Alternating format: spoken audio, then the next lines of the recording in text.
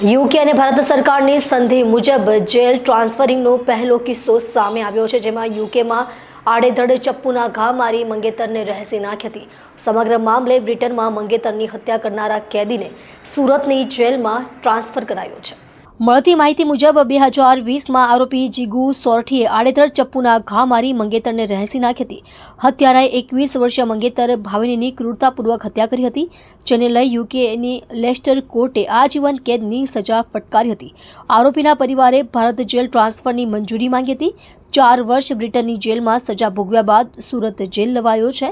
વર્ષ 2020માં 23 વર્ષીય જીગુ કુમાર સોરઠીએ 21 વર્ષીય મંગેતર ભાવિનીની ક્રૂરતાપૂર્વક હત્યા કરી હતી.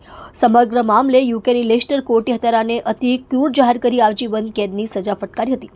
સપ્ટેમ્બર 2020માં યુકેની કોર્ટે આરોપી જીગુને આજીવન એટલે કે 28 વર્ષની સજા સંભળાવી હતી. પરિવારે યુકે અને ભારત સરકારની સંધિ મુજબ પરિવારે આરોપીની ભારત જેલ ટ્રાન્સફરની મંજૂરી માંગી હતી. 4 વર્ષ બ્રિટનની જેલમાં સજા ભોગવ્યા બાદ બાકીની સુરતની લાજપોર જેલમાં સજા ભોગવશે. બ્રિટિશ એક્સપર્ટ કેદીને લઈ યુકેથી દિલ્હી એરપોર્ટ પરથી અને સુરત પોલીસને સોંપ્યો છે.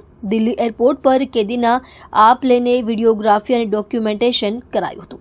ઉમરગાંવના જો કલગાંવ એરિયા છે ત્યાંના એક રહેવાસી છે જીગુ કુમાર સોરઠી, જે યુકેમાં એક મર્ડર કેસમાં જો કન્વિક્ટ થયેલા છે અને અમુક વર્ષો ત્યાં એના સજા કાપીને જો આપણા ભારત સરકાર અને યુકે ગવર્મેન્ટ સાથેના ટ્રાન્સફર ઓફ સેન્ટેન્સ પર્સનના જો એક એગ્રીમેન્ટ છે, એના હિસાબથી બીજા જેટલા બી સમયના સજાના બાકી છે એના સજાના સમય અહીંયા લાજપુર સેન્ટ્રલ જેલમાં ગાળવા માટે જો અમારી ટીમ ભારત સરકારના ગૃહ મંત્રાલયના હુકમથી જો બ્રિટિશ ઓથોરિટીઝ એના આપણા કબજો સોંપેલ જોઈએ.